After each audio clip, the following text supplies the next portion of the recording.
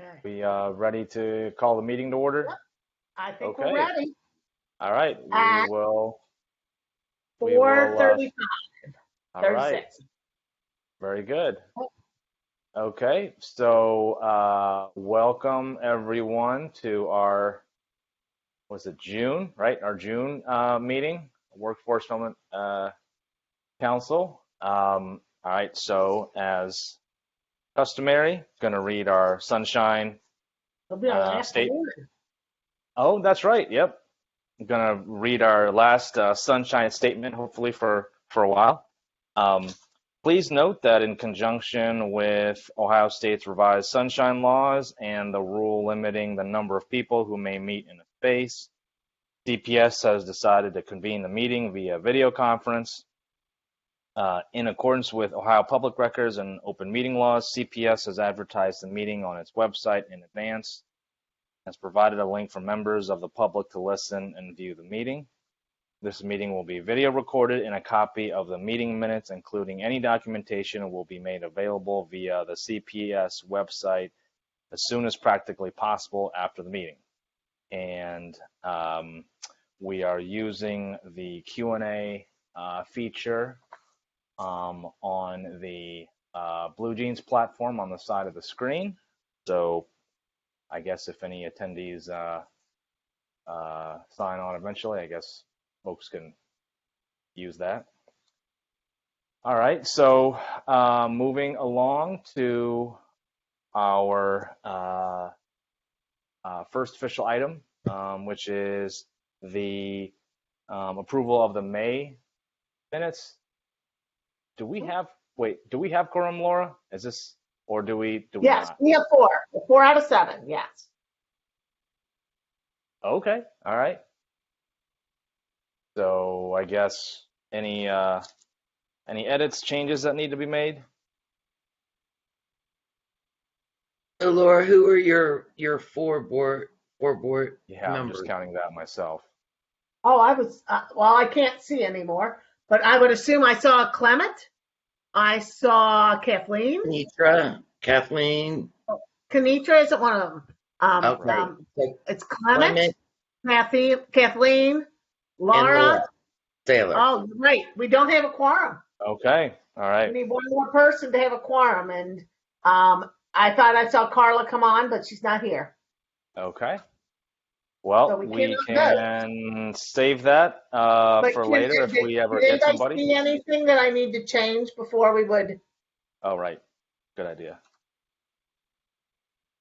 I don't see anything.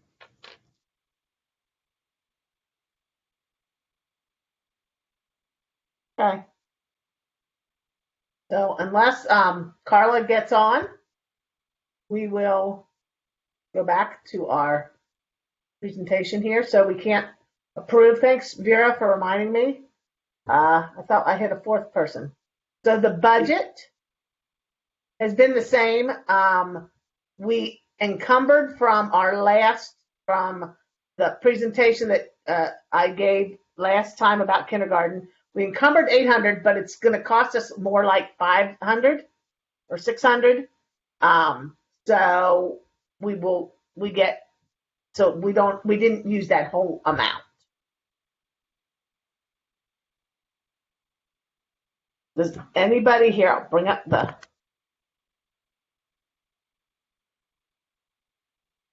does anybody have any questions? Whoops.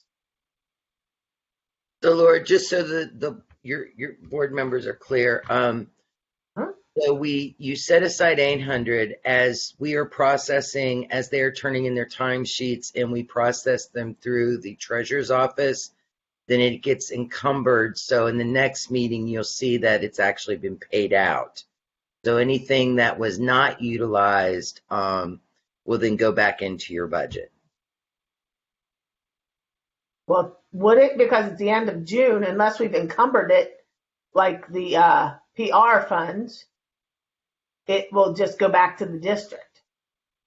Correct? Well, I mean, it goes back into workforce development because the district does return it back into your overall budget. So next year we will get our full amount plus what we did not spend this year? You will have the amount that you started with this year, and then whatever you have not spent will roll into next year's budget, from my understanding. Yes. Okay, so this is new? No, it's always been that way, Laura. Okay. Okay. Yeah, I always was under the impression it went back to the district. It does go back to the district, but then when I put in a request for you to have the money because you needed the money or utilized the money, they've always put it back into your budget. Okay, So good deal. the district is just doing the best to support your all's efforts to provide the professional development, to keep the pipeline going, and to keep everything moving forward. Awesome. Okay. Then the PD work. Whoa, where am I? Okay, well, I'm aware. Okay, so I have some slides from 4C because Kim could not be with us today. She's taking her well-deserved respite. She has said that they had 20 trainings scheduled for 57 hours.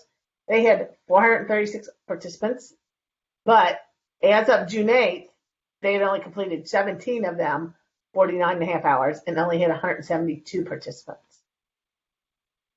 Health and safety, they scheduled 9 trainings for 42 hours and 87 participants registered.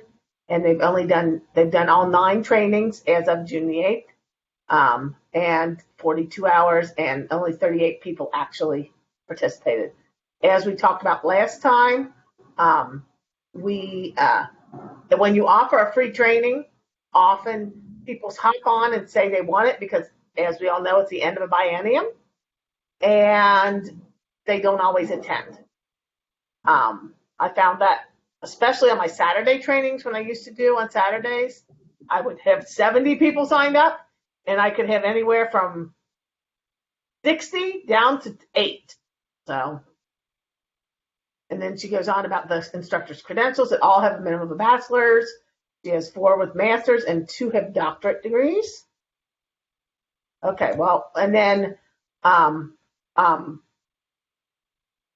CFT is presenting. In fact, right after this, I'm on doing the kindergarten toolkit because it was requested by the 10 teachers that were in my class last month, and several of them have signed up for this one that CFT is presenting. So they will have had a total of 15 hours that they, I believe, maybe 20, that they have presented that they for the last amount that we gave them the money for. So technically they would still owe us some hours.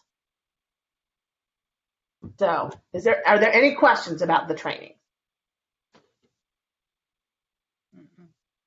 No.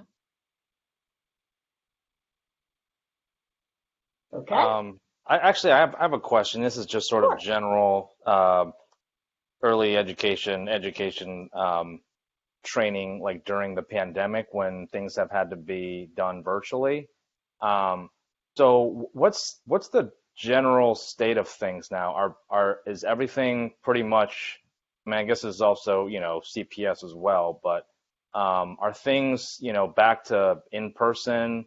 Or things still happening hybrid, virtually? What's Okra sent out earlier in the year that if we had any of the trainings that were written as face to face or in person had to go back after starting in July to face to face.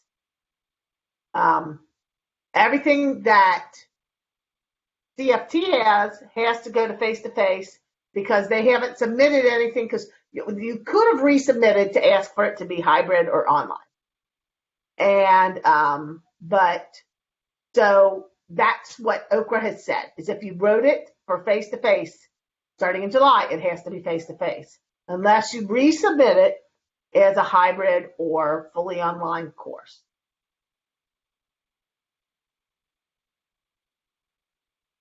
I'm just kind of curious at the other institutions. What's are things kind of back to in person or still virtual?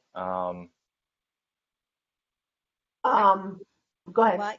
Well, I was just going to say, I can say that, obviously, I know the Mount, and over here at the Mount we will be, but also we work with a number of districts placing student teachers and placing practicum students, and we've not had anybody report that they are not going to be face-to-face. So, and that's P12. So again, that's not, I wouldn't have as much information about some of the family run centers or some of the independent centers, but if they're attached to a P12 school right now, everybody is saying they're all ready to go back in the fall or August.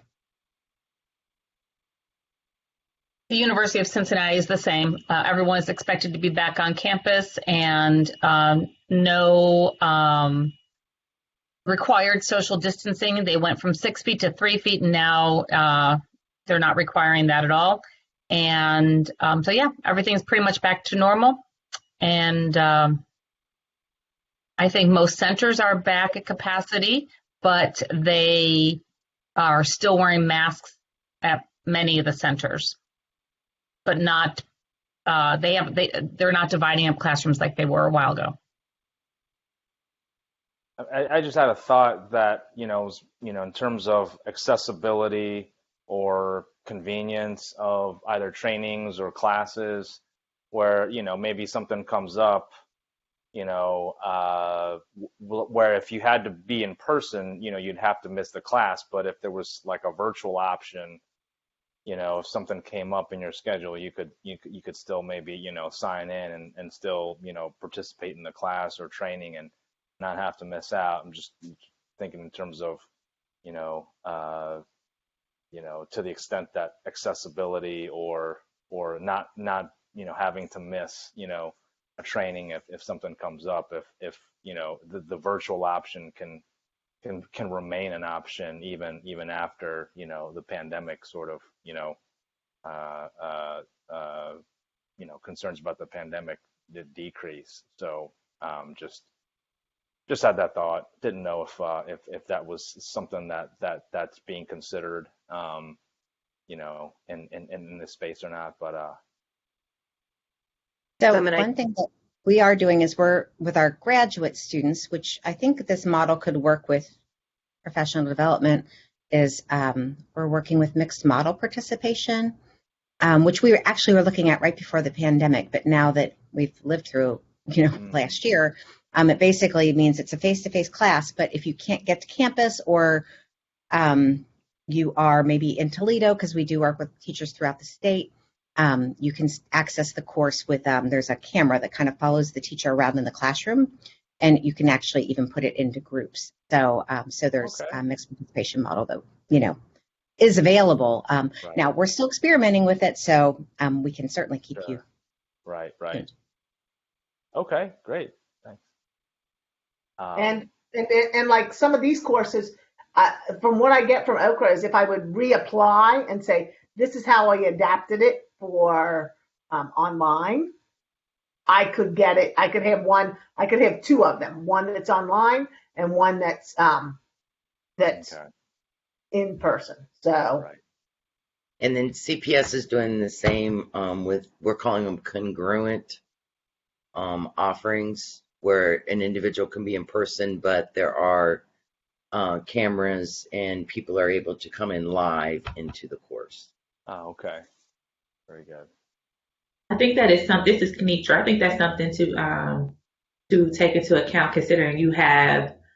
I know a lot of our providers. One thing we have heard back from some of our providers is that their schedules sometimes are varying, and so I think the pressure of not having to rush from the center to an actual training facility could potentially increase participation for some of our providers. So I think that option to do virtual may actually allow some providers to participate and increase participation in some of those training options. So that I think that if we are able to keep that virtual option, we may see a change there too.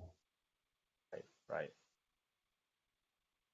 Amongst other reasons why, but I think that flexibility, considering some of the schedule that we see for providers, we may see that increase. Right. Thank you all for sharing. Yeah. Any more questions? Okay. Then our next is the talk with Lisa about Swayze's thoughts about how they can support us or how we can use them. So I would love for Lisa to take over now. Thank you, Laura. Yeah, I listen to this meeting online whenever I can. And the last few meetings, there's been conversation around how are we messaging to the field, because we're not in a good place right now. NAEYC did a national survey to try to gauge the effects of the pandemic on childcare as a whole and as a profession. And that initial information was kind of eye-opening, although we knew we were in trouble in childcare because our business plans are on the margin anyway, but COVID just exacerbated the whole thing. So what ended up happening in quite a few places is that directors weren't able to keep people on payroll, even in furlough, and people had to work. So a lot of the folks that we had in programs as staff selected other options. Close the window. And they're not returning for many reasons, but they're not coming back. Programs want to increase their enrollment to pre-pandemic levels, and they can't do it until they have staff. And there's been so much work here locally between Cincinnati Preschool Promise and Dayton Preschool Promise about supporting the profession to increase the quality, that we really, as an association of members in the profession, we really have been struggling with how do we approach our membership, and how are we messaging out to the field to come back, to return, or to choose this as a profession. It's become exceedingly difficult to reach the people that we need to reach. NAEYC does have another survey out to people right now, actually. So if you're a member and you get that in your inbox, please answer it. But I will say that some of the things that we've talked about as a board have been things like, well, in our industry, we can't increase the cost of our product, which is care, and because we can't pass the higher costs on to consumers in order to increase wages for staff. So that's not an option. Parents can't afford to pay more for childcare. We know that.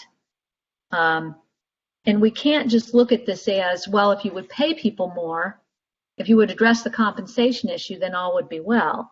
We don't think that that's true.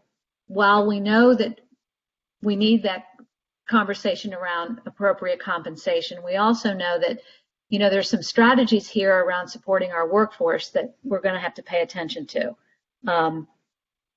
Things like fast tracking some educational requirements, maybe.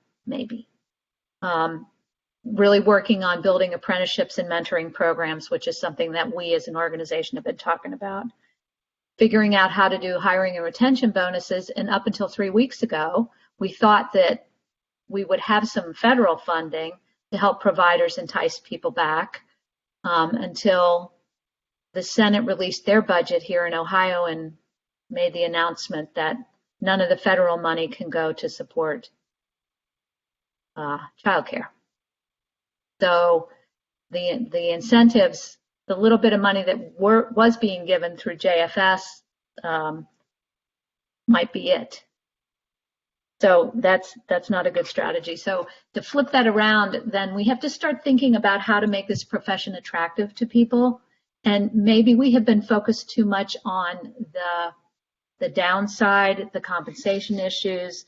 We have to figure out how to flip that script and figure out how to attract people to this profession. It can't be just about money. So we have to focus on, what makes this attractive to you? Why is working with young children rewarding? we haven't highlighted that. You know, we spend an awful lot of time figuring out how to get students in higher ed or career pathways, but we really haven't talked about the joy of working with children. And I think somewhere in our messaging, we need to go back to that. We can't ignore the compensation factor, but I think that working conditions matter as much as the wages, and perhaps thinking about what else can we do to make our working conditions better for some of our staff.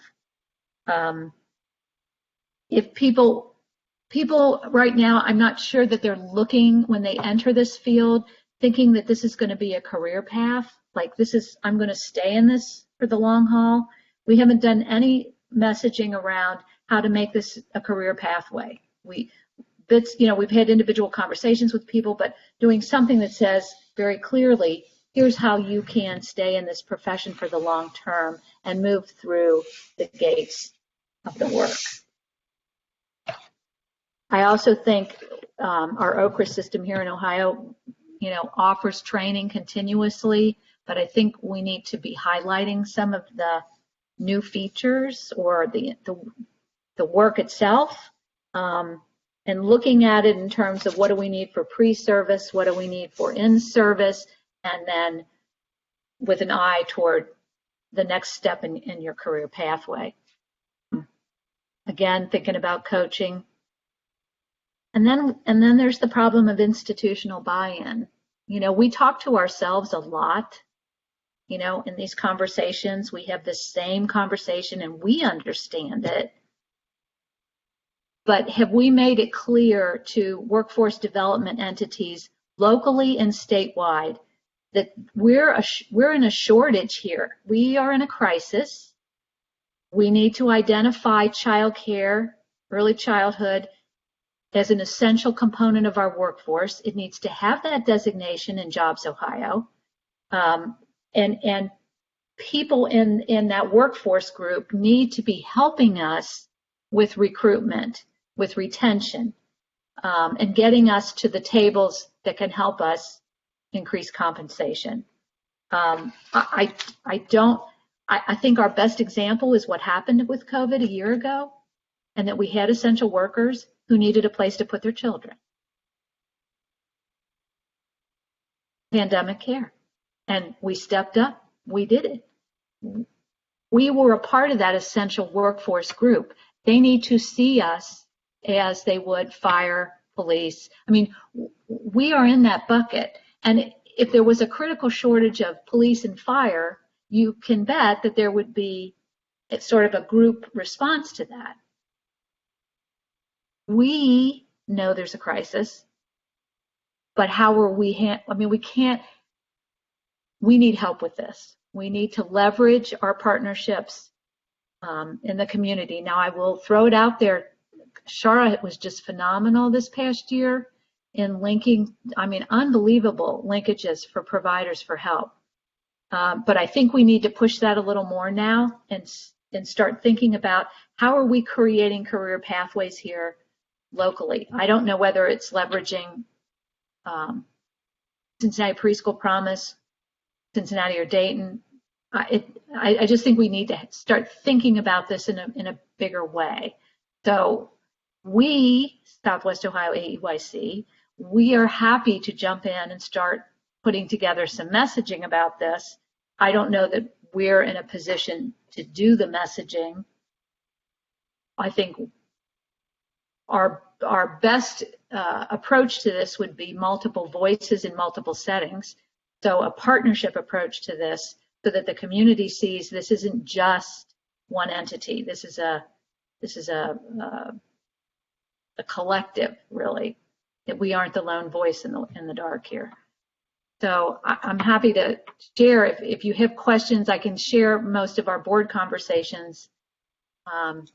We don't have a magic bullet. There is no answer to this. And I don't think it's got an easy fix. There's no one thing to do. I think everybody's going to have to sit down and figure out, okay, what can higher ed do? What can our R&R do? How are we, grooming children? I hate that word now. How are we helping children move out of high school and into this as a career. I think there's but we have to do it in an intentional way. I'm not sure we're there yet. And we need the business community to help us. Because they're good at these kinds of things, and they have voices and seats at tables we can't get to. So anyway, those are my thoughts from our board. So I'm not sure what you all were thinking about this in terms of community messaging, but we're happy to contribute how best we can.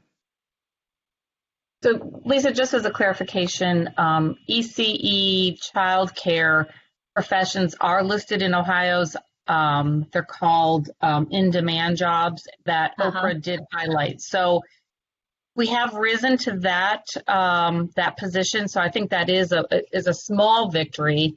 My concern from President Biden's message to the current state of step up to quality conversations happening is all about children not having access to high quality.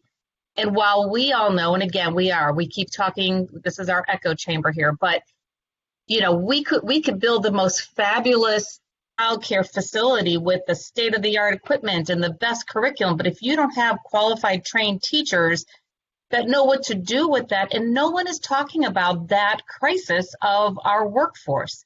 Everyone's talking about access for families and how it's so critical to have access for children, that need it the most.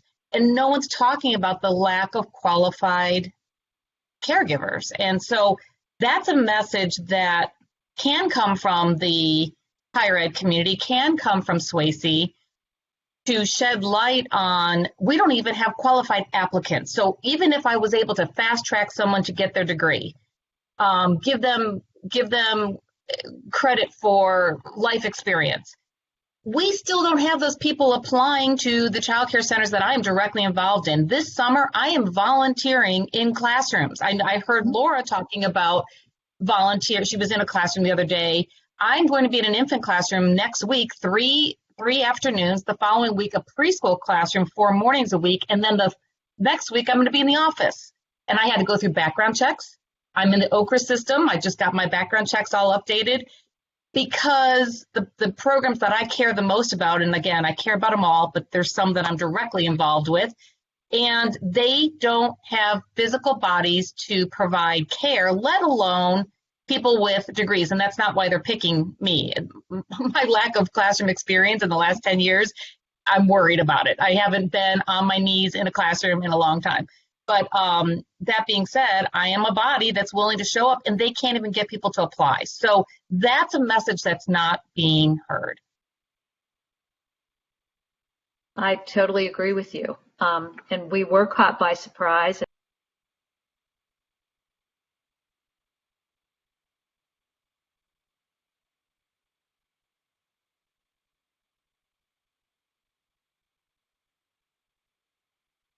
Can you hear me now? Okay. That we saw an example of that 3 weeks ago when the Senate president stood up and announced the Ohio budget, the Senate's budget, and had a child care provider next to him saying that, the quality rating system was too much work and it cost her, and that other centers were closing because Step Up was just too expensive. And so when you're getting messages like that, quality, in early childhood, you can have a marginally furnished facility, but if you don't have a highly qualified teacher, you might as well shut the door. So it's really about the staff. And I agree with you that we need to be messaging about this as a crisis right now. But we have a right now problem, and then we have a long-term problem. And so how do we handle the right now problem is going to be really hard. I don't know how we do that. Because people have left, and I do not see them coming back because Amazon was advertising at $17.50 an hour with a $3,000 signing bonus. I'm not sure we're going to get those folks back. I don't know. But I do think we have to flip the script a bit and start advertising and talking about why this is a profession and what's really good about it. What would attract you in? Agreed. And one more challenge that I wasn't aware about childcare providers actually speaking out against Step Out to Quality, but there are organizations that are creating substitute preschool teachers for, people could go on PD or when they're short-staffed or vacation or whatever. They're paying their substitute teachers more than $15 an hour. What does that say to the full-time employee? And again, I know we've gone round and round about the $15, but we have a temporary organization showing greater value in being a temporary person than someone that is committed long-term day in and day out. Again, business model, and people are swamping or running towards those substitute teaching organizations because they come in with their background check. They're ready to go to fill a spot, taking the emphasis off of that highly qualified professional. So Laura or Lisa, we're coming at this in so many different ways. And I do know there is a now problem and then there's a future problem. But the now problem is we don't have enough background checked people to go with the very minimum to keep classrooms open. We have centers that are following in the footsteps of La Rosa's and Bob Evans, where they're having to close their doors at 3:00 because they don't physically have enough staff. And until that, and I've also talked with organizations that don't want to do that because they don't want anyone else looking at them saying, oh my gosh, they have a problem here. And that's a problem that we have in this field, that we don't want to be transparent enough to say, you're right, I am not going to keep my center open. I know that's going to cause a hardship on you having to go to work, but I don't have qualified staff and I'm not just going to put anyone in your child's classroom. We as a community are not ready to say that, and yet that almost needs to happen. When you show up at Bob Evans, you can't have your breakfast because no one's there to be, the waiter or waitress. We get upset and, oh my gosh, we do have a crisis. Well, we're not doing that yet in the early childhood field. So again, that's painful. That is a painful place to consider. I don't disagree, but I think we need to do something. I feel a great sense of urgency. I know we talked about running banners on our website. We're talking about, some messaging notes out to the membership. Just, thank you for staying in. Thank you. I mean, we have to do something. And I don't know that we're in a position as an association. I mean, we can support our members and link to other entities who do personnel prep, and we can we can stand alongside advocacy organizations around this ridiculousness of the Senate budget. So I guess that's kind of why I'm here. Sort of, I see this entity as one of those partners in crime. So, how can we muster our messaging to attract people into the field? Generally, our members are already in the field. So our worry is that we don't have people coming in. We don't have people joining. Because they don't see the value in it, either through compensation or respect as a profession. So that's kind of my messaging here, is that we really need to start turning this around a little bit publicly. I mean, it's always going to be an issue internally among the profession. We know what our issues are, but I think for public perception, people who are out there who don't know about this as a profession, what would bring them to be attracted to it? What would bring them to us? So the outreach messaging. Lisa? Yes. I hear you very much. And, I know that, we were trying to put out some kind of, inspirational piece about why teach and why work with young children and why, be in this industry. And Foreseed, Kim's group did that nice video, which if it can get some play and some action places, might be a helpful piece. I think that this is such a huge issue and it's bigger than all of us. And I feel like, if there was some way we could really tap into some kind of media person. I know that Megan Margello, Channel 12, has an interest in this area. I feel like it's just such it is a giant issue, and it's bigger than I think our groups. I think we're pretty mighty for the things that we can accomplish.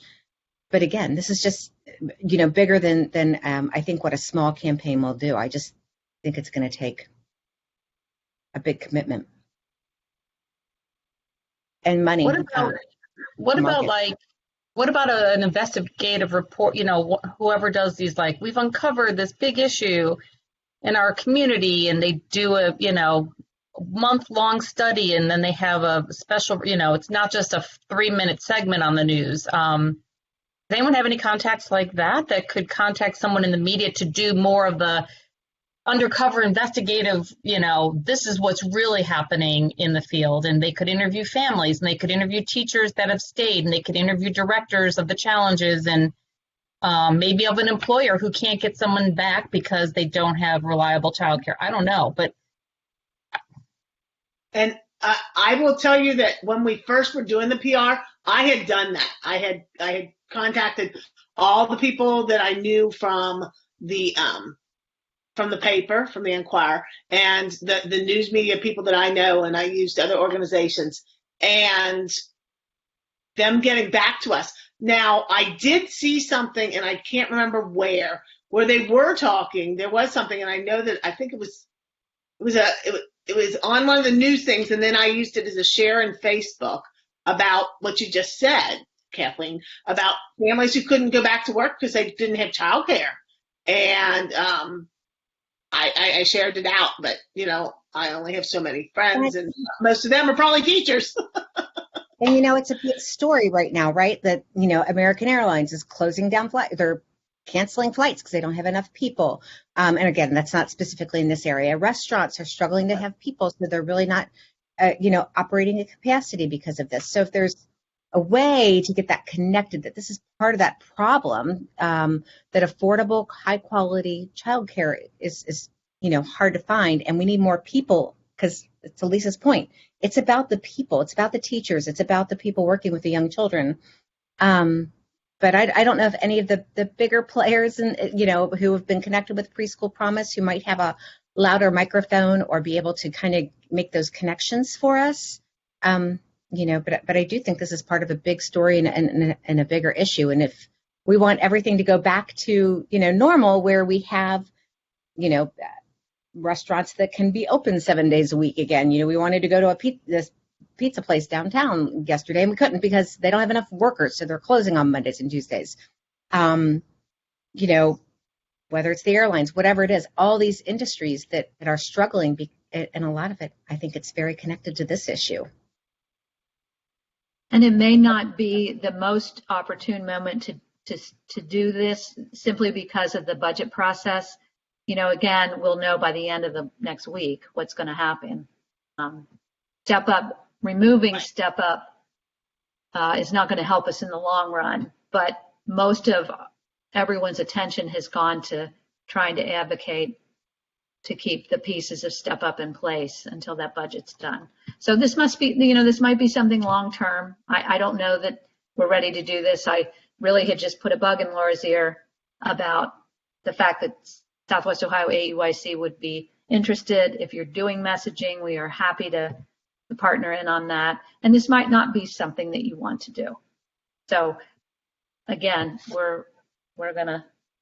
But to go back to your point, I think that we do have to flip the script about all of the positive things, make it more positive about why people are in education. And it's just, I don't know how we go about that other than a PR firm to help us to get it out to the people who need to get it. Because like I said, I did all the media contacts that I could, and That's the closest I got was what's her name? Clement Maddie Mitchell. Oh Is that her yeah, name? yeah, Who Madeline was at, Mitchell. Yeah. yeah, she was on one of our first meetings about this, and that was she didn't return any of my emails or anything, but she was on one of our meetings with us. So I'm just saying that it's a yeah, and then I agree that right now with the possibility of killing the quality care, I don't think it's going to help any of our centers. I don't think it's going to make any new centers pop up. I don't see it as being.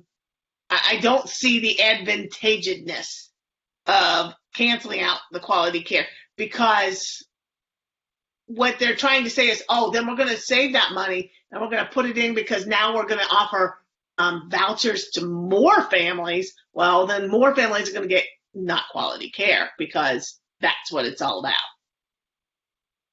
So I do think we still need to look into public relations and to do like as Laura Saylor was saying, a feel good. That we every time I look on places, people complain all the time, and we need to start saying the positive things. And why is it fun? What's great about it? How does it make you feel? How does it make everybody else feel?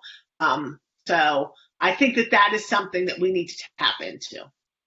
And I do think that Swayze I think they have the people. They're the other way that we can get into our tap into teachers that we aren't able to with everything we have tried so far. Is there an opportunity to connect with some of our politicians, some of our people who are in the media a little bit more, to help make a connection with this story with media? I think that as much as we do, or Laura, as much as you can do, there are people who do this kind of thing for a living and have much bigger megaphones, and I think that might be really helpful for the cause. But well, and I want to kind of draw you all back as a committee of what direction you all should go, because that is working through the different organizations like Lisa's organization or CPP or the larger ones that do have the staff that is public relations, or through your universities and things like that. So I love that we want to go out and you all want to do this, but what's within your scope and what process are you going to use to reach that scope? I just want to throw that out there, because Laura reaching out, we actually have a communication and engagement. And actually, even as a committee, we shouldn't be reaching out directly. We should be going through our process, because there are individuals that are hired for that. Does that make sense? I just want us to be wise about how we're directing, or how you all are directing your focus, because I have heard from several on this committee of you're a small committee, but yet we keep laying layers on you. So what would be a pathway that your facilitator could follow to get this ball rolling, to bring the different groups together for the same message? And that's what I was hearing from Lisa. What are some avenues that this committee could support? Does that make sense?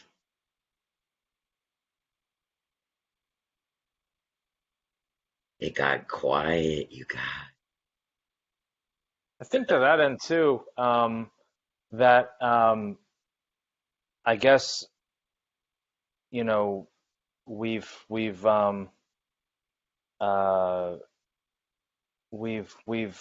looked to the CPS board for direction on this particular issue, given I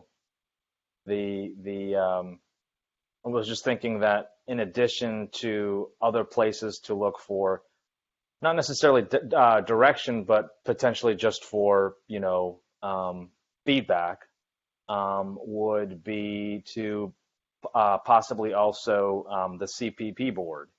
And so you're aware, Clement, the CPS board and well, I'll speak on behalf of the CPS board.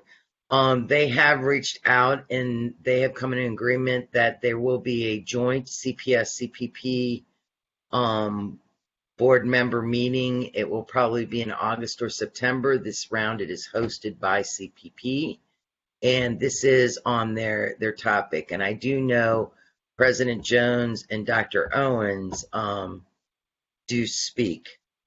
So this is a topic. Shar and I speak, Right. and we share some multiple media, and we try to share each other's media things. But that would be the direction that it would Sure. flow. If maybe this is something that this committee would like to submit, kind of in a memo form that I could then submit on to the what are they called now? Finance Budget Growth Committee. I think that's what we fall under. Yes. That then they would then filter it on up to our board that would then filter over to the CPP board. Does that make sense? I just want to make sure we're following the right pathway. Right. And I feel that there's so many, because I think that when we first did this, I reached out to our communications, and then I was told I had to come from you, and then you throw it back to us. So I feel like the flow chart is the flow chart's there. I want everyone to keep in mind that in the last 30 to 60 days, CPS has had a lot of transition.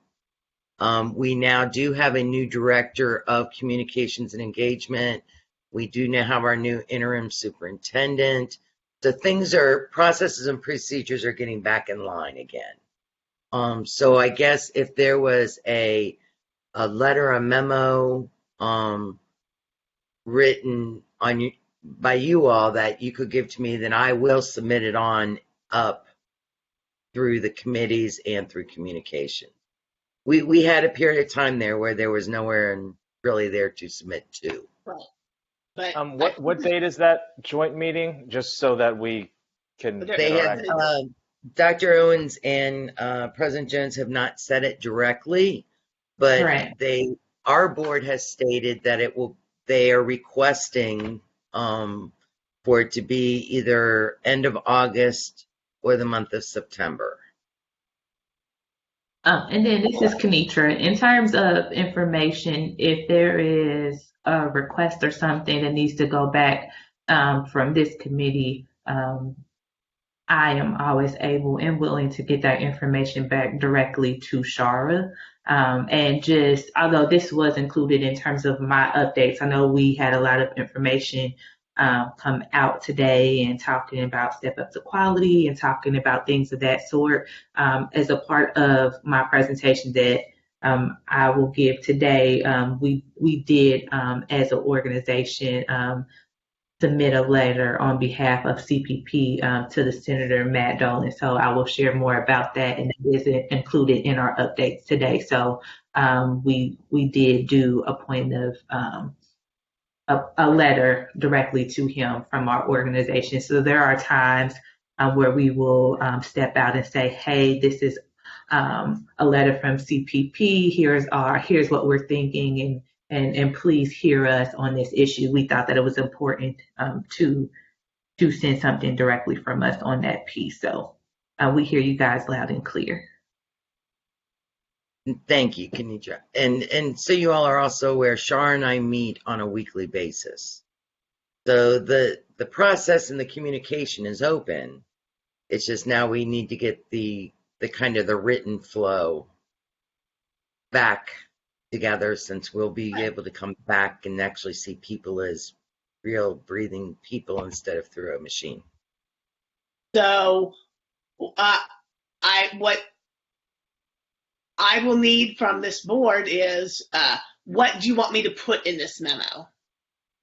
and I will start a document that I will share with the Workforce Development Council, and we will have to hopefully get it together by the end of June, beginning of July, that I could submit it to Vera, who will submit it to the board.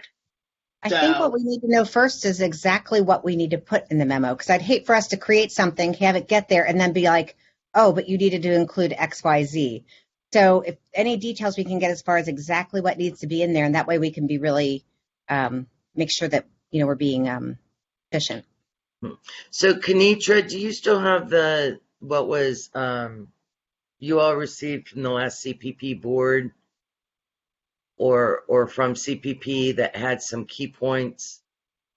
I'm Or becoming. Lauren, you're on the board. Yeah. I'm sorry. No, but I'm confused now about points. What we're talking about here is a PR for obtaining people to want to work in the early childhood arena, and that's what we're looking for here. And Yes, and in the minutes there was like a fact sheet of why people should want to be in early childhood. Are you There was speaking like a from one pager. our most recent board meeting? I Or- believe so. It was either the most recent or the one before that. If it was our May board meeting, minutes should be posted. I will have to go see if minutes have already been posted from the most recent one. If not, I know I can get access to it. yeah, Okay. I can get access to it too, but I am not sure that I remember seeing anything about that.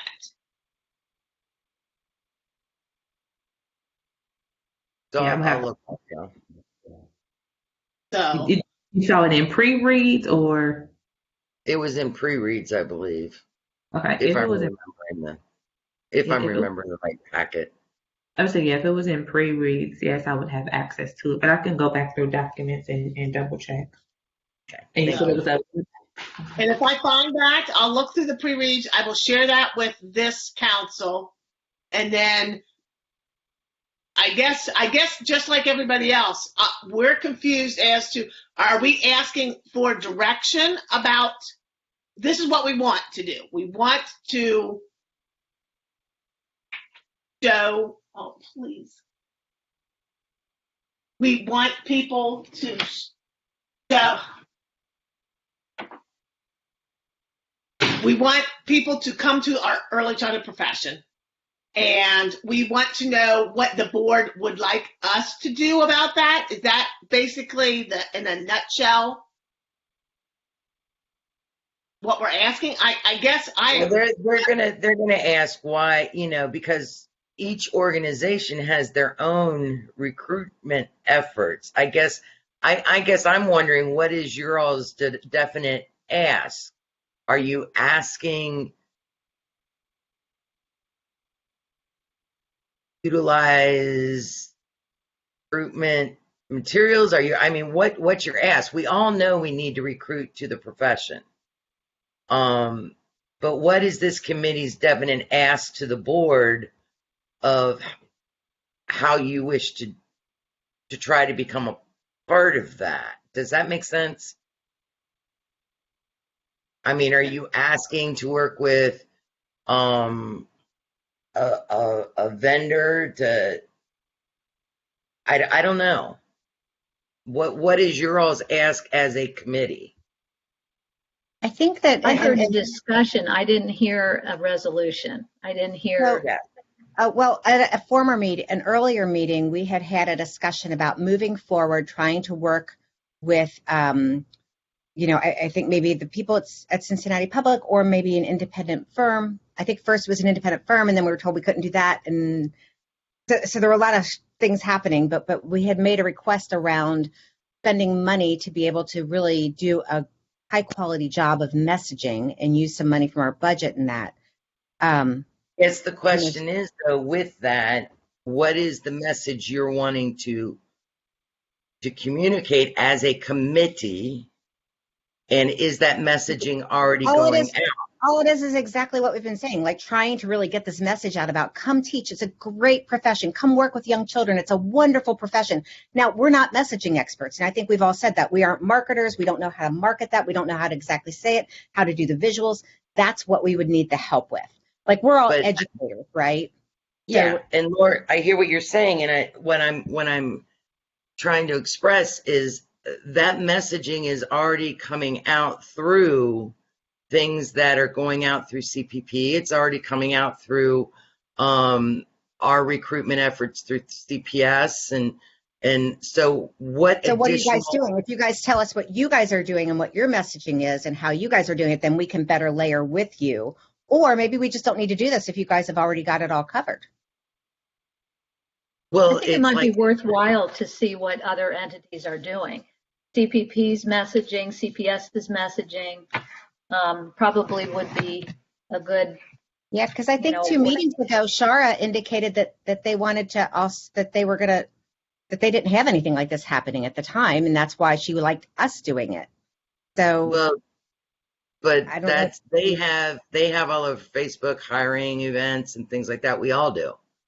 So that's, I guess, let me get with Laura or let me get with Shara and we'll pull some things together, because I'm not really sure that is necessarily the focus of this committee, because you're talking about the recruitment and hiring.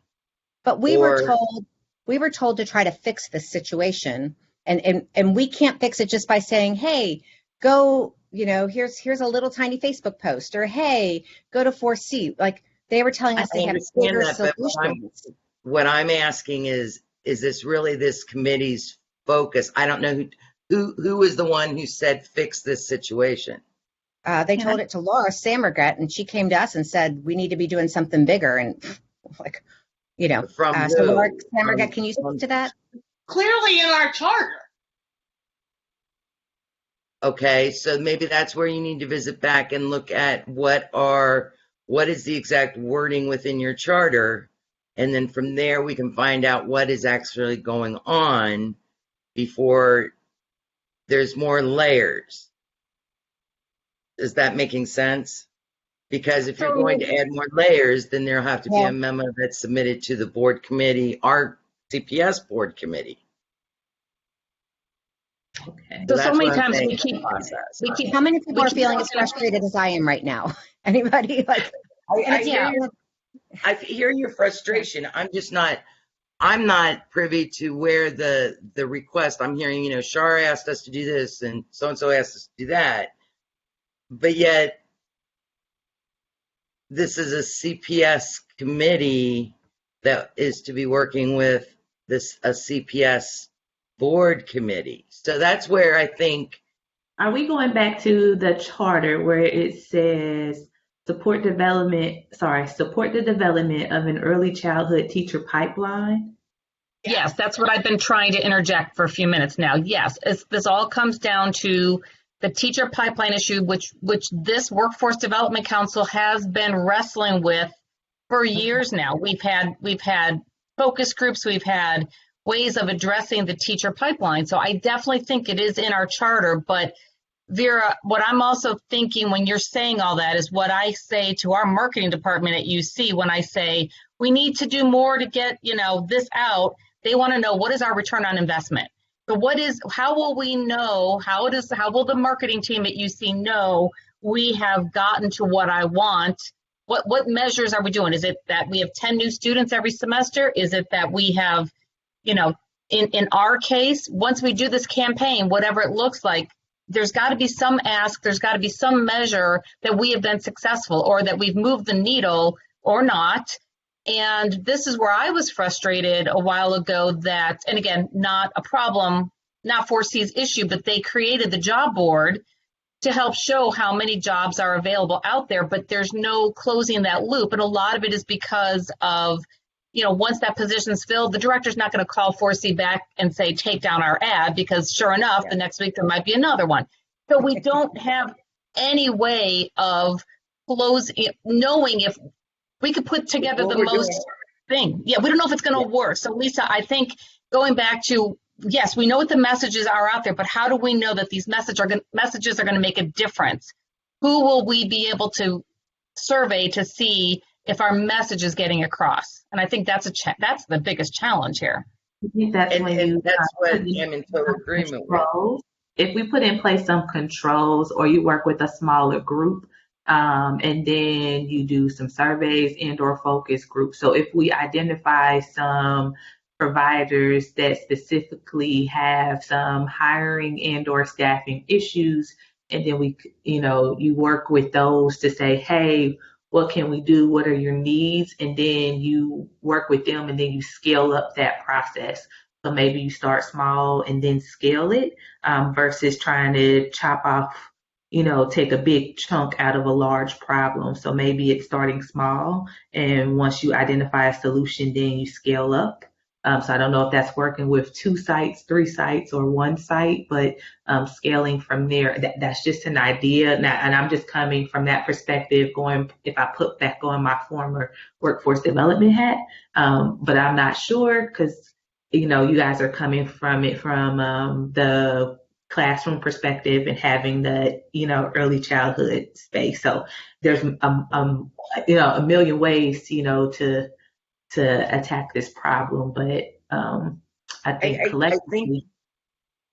I'm sorry to Sorry. interrupt, but I think really the committee needs to take a step back and actually document, what do you already have in place or you're trying to do with this area? What has been the outcome? And then how can we streamline to move it forward and communicate that with the CPS board?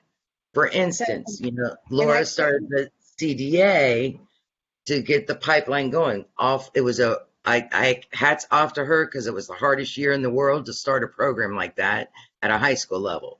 But I think we need to back up and see what you all are already putting in the job, like what you were mentioning, the job board. What are we following through on, or what are you all following through on as a committee, and then what's the return on it? Laura, I'm sorry. I just think where I'm at is, and maybe other committee members are in a different place. Our time, our charge, as I understand it as a committee, is to come here, have these meetings, come up with some ideas, look at these different pieces, do some work on the side. But we all have full-time jobs on top of this, and full-time jobs that I would add this year have been like double jobs, right? And so we're all in that position. And when we have these kinds of discussions going on meeting after meeting of the same thing, and we bring things forward, then it comes back and it falls apart, and then we have to redo it, it feels incredibly frustrating and like a big waste of time. And so what I'm wondering is, maybe it's time for Cincinnati Public to take a look at our charter and really make more explicit for us exactly what they want from us. Because I'm feeling very stretched. I feel like it's too much when you look at our charter. So maybe that's where we need to go and take a step back. And I know that doesn't help our classrooms immediately, but right now we're just spinning our wheels in this mess, and it's incredibly frustrating, not just as a member of the committee, but also when you know that we're on this committee because we wanted to help make change. We wanted to help be a difference and really help Preschool Promise be successful. We're passionate about this. And so I don't know if other committee members need that as well, but I'm feeling like maybe the charter needs to be relooked at, and maybe we need some more clear directives. Okay, so what I'm hearing now, That could just be me. So I'm open to what other. No, I think that would be a wonderful idea. So I'm hearing 3 charges that Facilitator Sam Regret and I can move forward with right now from you all. One is to, I will go to the committee and have them relook at the charter, and for a more focused charter of really just maybe 1 or 2 areas to really grab hold of and move forward with. So I'm hearing that. And then the 2 is maybe we look at, with the pipeline, actually creating we use the quality improvement process of KDDs, but really putting together what is that vision, what is our outcome, and then actually putting what are all the different projects that are already going on. I think that's where a lot of us are getting frustrated. Because we've all been pulled 50 million different ways. But getting it written and laid out and saying, okay, at the next meeting you all have, here it is.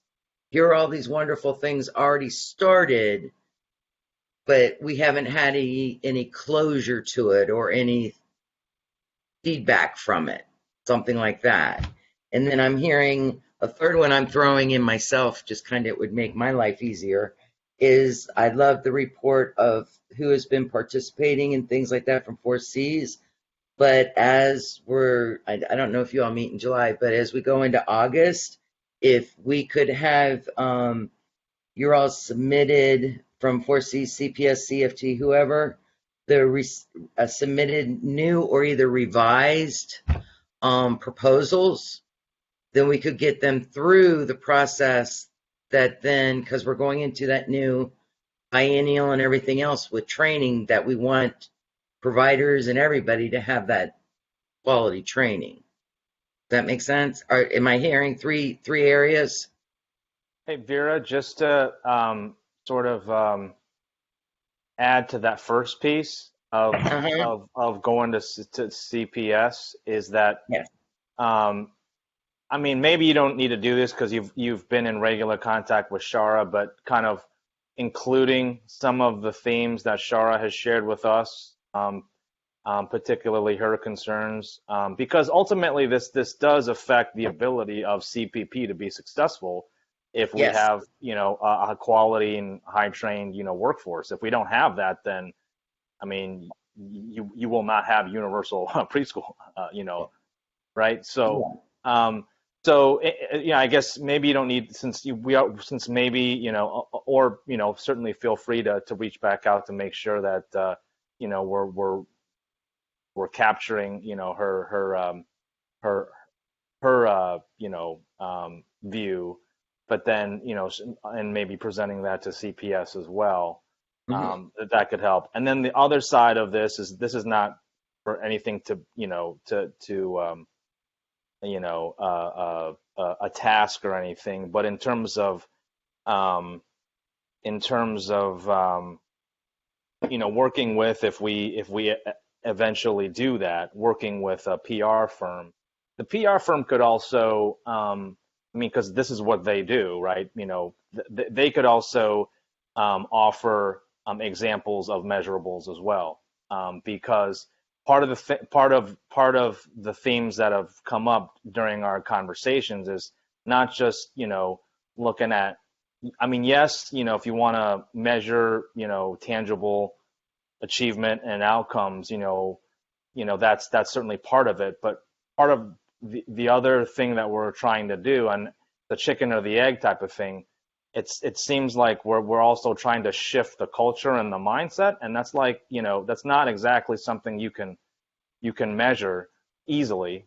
Certainly, you can break it down into small pieces, and maybe that's where you need to start. But it's sort of both. So it's like you can't let non-measurables be your only barometer of progress. So, so certainly I think, but all the items you laid out, I think would be helpful for us, for sure. And yes, and please know anything, we do through this committee, I always communicate. So I'm happy to work with Shara at our next meeting on what she sees are the themes or are capturing her pieces into what the charter might transition to. And I love the example of measurables with, public relations. And I totally agree. It is definitely a shift in culture and a mindset. So thank you. And thank you all for listening. Thank you, Vera. So it sounds like I'll draft a memo talking about updating the charter to making it only one or two areas that we need to focus on that are targeted. Yes. Number two, we're going to talk about the projects we have done or we know are being done by CPP or CPS, to do things for the pipeline in particular. And the third thing, I'm not sure what it is because I wrote down report, participate, revised. So I'm not sure about the third item. Oh, that was for the individuals that were awarded through you all the funds to provide the Okay. training. Okay. We seem to always be behind the ball with months that then we get a slower start. So I'm asking if proposals will come in early for the year. I agree, but unfortunately, when an RFP was given and they haven't given you everything, and that's not 4Cs. I'm concerned about giving more money before they would even get to half.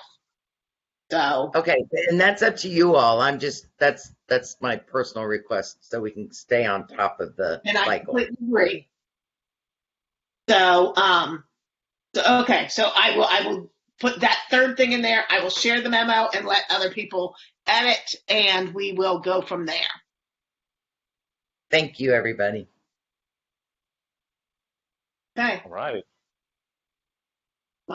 My computer went off and then back on, so I'm going to share.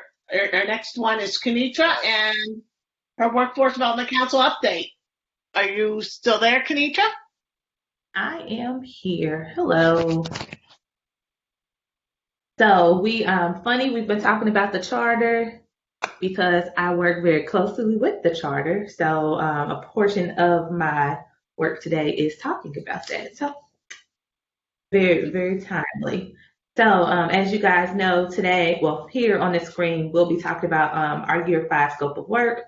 Just a quick reminder, we've covered some of these things already, the biennium update, just a quick brief touching base about our PD schedule, and then step up to so we can go to the next slide. So just here, as you guys know, currently we are working with innovations on our evaluation or our overall agency evaluation. Currently, we have just been able to renew them for our year 5 scope of work. And we wanted to just call out a couple of things that are aligned from our year 5 scope of work with our workforce development charter. So one thing is always, we know that the charter does account for and request, timely reporting. So that is one of the things we do have aligned in there. So that way, if we need to get information to you guys, that is set up with that. Another thing that the charter does call out is that we are able to monitor the transition of our quality improvement providers that transition to tuition assistance, and also ask that we are able to monitor wages. So one of the things that we have been able to add into our evaluation is a wage study. We are now tracking that information twice a year, in the fall and in the spring. So that is one of the new pieces that has been added into our evaluation. This year we are excited. We were able to gather over 300 pieces of wage information from over 90 providers. So we were excited to be able to get that information out from a variety of our providers within the CPP network. So we should have that information for the first time officially in this year's evaluation. But again, next year we hope to have more extensive wage information in our year 5 evaluation. We did give an update last time on the biennium, but because it is not June 30th, we wanted to just give that information again, that all of our providers have been receiving weekly updates from us in our provider connection about training opportunities to make sure that they did reach the required training hours by June 30th. So we have been making sure they've received information and access to trainings so that way they can get those training hours by that deadline. Another thing that we do have right now in progress is we are creating our 2021/2022 training schedule. As many of you talked about at the beginning of this meeting, we are working through how that will be done, whether it's going to be in person or a mix of in person and or virtual. We are trying to be very cautious just because we don't know what is going on in terms of COVID, the environment, but we've also had a lot of great wins in terms of the virtual environment has proven to be a great change for our providers and giving them a lot of flexibility, and we've seen a great shift in terms of attendance for them. So we are looking at the online training as a positive for our providers. So we're trying to see what we're going to do and what shift we will make in terms of moving forward. Another thing that we are doing right now is just trying to make sure that we have some really great training topics. So we hope to have our training schedule completed here very soon, and we'll make sure that we share that with the council and all of our providers. Then we can transition to the next slide. As you guys know, Step Up to Quality right now is at risk. There are a lot of changes going on right now at the Senate level. One of the things that CPP did is that we did submit a letter to our Senator Matt Dolan, our Executive Director and CEO Shara Fisher Jackson did submit a letter on behalf of Cincinnati Preschool Promise. We did share that with the Workforce Development Council. If you guys would like to have an opportunity to read that, I'm sure that Laura will be able to share that with you guys at the close of this session. But we wanted to make sure that everybody had an opportunity to see that. Just a couple of things that are inside of that letter is to make sure, just a couple of things we want to highlight, or I will highlight for you guys. One, it was just urging the senator to let us know our concerns is that we want to make sure that he did not get rid of Step Up to Quality. As you guys know, this is a part of the House Bill 110, and we want to make sure that we keep Step Up to Quality. Some of the things that Cincinnati Preschool Promise believes in is that we know that if a child starts behind, typically that child does stay behind, and we support quality. Because we know that sometimes if a child is vulnerable, that they often stay in a vulnerable state. And we are happy to be able to say that last year in our annual report, that 78.4% of our preschoolers that entered into the kindergarten space were ready as a result of attending high quality preschools. And all of this information is enclosed in a letter that Shara Fisher Jackson, again, who is our Executive Director and CEO of Cincinnati Preschool Promise, submitted to Senator Matt Dolan. So there's a short and brief update that we do have for you guys, but that all can be found in the update that Laura has for you guys. But if anybody has any questions, I can definitely answer them for you at this time. I'm just having some family meltdowns behind me, so I'm trying to stay. But I do have this with these slides that I will forward later on. No problem. Thank you guys for your time. Thank you, Kenitra. Thank you. So, okay. So we're on to additional concerns. Does anybody have any questions for them first? Or Kenitra?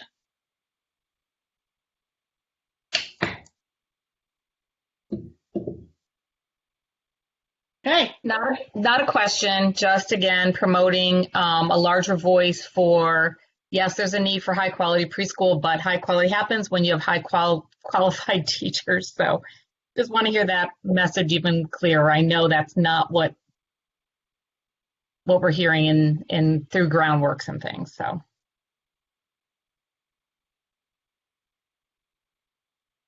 Okay, so now it's getting extra heated, and I'm going to talk louder and louder. Okay, so additional concerns about the meeting. I got that it was definitely Tuesdays is a must day for 2 people, but there's a tie for the 2 times of 2:30 and 4:30. So we know it's going to be the 4th Tuesday of the month. I personally, and I could not tell if Tracy voted because she hasn't been here, and I haven't been able to get a hold of her. The 2:30 time would be hard for her, but and any provider that we would get, that we would want. So, just that's my only concern about the 2:30 time, but I can make it work. So I've sent out 2, and if I have to be the tiebreaker, I'm going to say 4:30. But unless I get another vote within the next week, I am going to try to get with Raw to get us because we're back in person, and so I'm going to have to mute right now. I think I know. at this point, why wait for more votes? I would just move to the 4:30 time. It doesn't sound like 2:30 is really going to work anyway.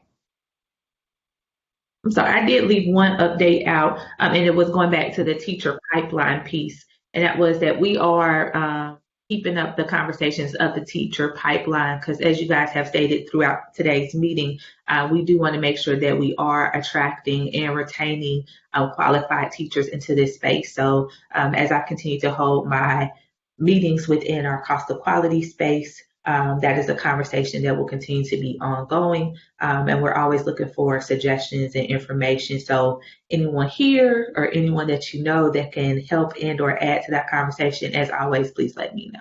So that is one of the things I did forget to add in. So my apologies. Thank you. So, Laura, if I was hearing you correctly, you were saying the 3rd Tuesday of each month?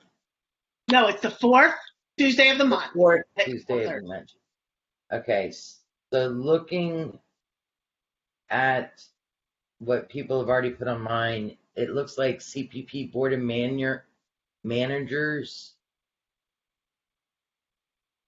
annual meetings are the 4th. No, they're the 3rd. They're the 2nd. They're the same days as Curriculum Council, which I believe is the 2nd or the 3rd, whichever. Okay. I'm just letting you know on September 28th, someone has put on my calendar CPP Board of Managers annual meeting. So that must be, I don't know what that is. Oh, that must be the joint, because there's 22 guests. Okay. Okay. So That one is scheduled for that day from 6 to 8, and I believe that is. I'm trying to see if that's the joint or not. That's our annual meeting. I could check to see if it's the joint or not. Yeah, it's on my calendar from 4 to 6 on mine. Right. Correct. Right. But typically on my calendar, I have them as the, what was it? We just had the one in June. I don't believe that's our standard. Yeah, it's usually the 2nd Tuesday of the month. It's usually the 2nd Tuesday, and I don't know, I guess for September, it got moved to late. So, August, the September 28th meeting, which would mean that either we don't meet in September or we meet maybe the week before that. Our meeting for August is the 17th, so I think you are typically correct. So, yes. So September would be, we do have an August meeting, but we would not have a September meeting because it is a CPP meeting that day. Or we could move it to the 21st. So it's always going to be the 4th Tuesday of the month, right? Yep. Right. And you all decided on which time? 4:30, because we were concerned 4:30. about 2:30 for. And are you all okay at launch or room 1A? Well, since 1A is being used for transportation, just a room at launch would be awesome. And then I'll put that out. So as we're booking this, maximum, how many people size room? Because that's what they ask us now. Typically, there's 7, 8, 9 of us. So a room And then- for at least 15 to 20. Okay. Yeah, 15 to 20. Okay. Thank you. Okay, and I'll put that in to Raw as well, so I have that Yeah. Okay, so I will start that memo about those items and an email to Raw about the fourth Tuesday at launch for a room that says a maximum 15 to 20. So since we are beyond our time, we don't need to ask for someone. Plus, we don't have a quorum. So until August, Okay. I Thank will. you, everyone. Thank you. Thank you.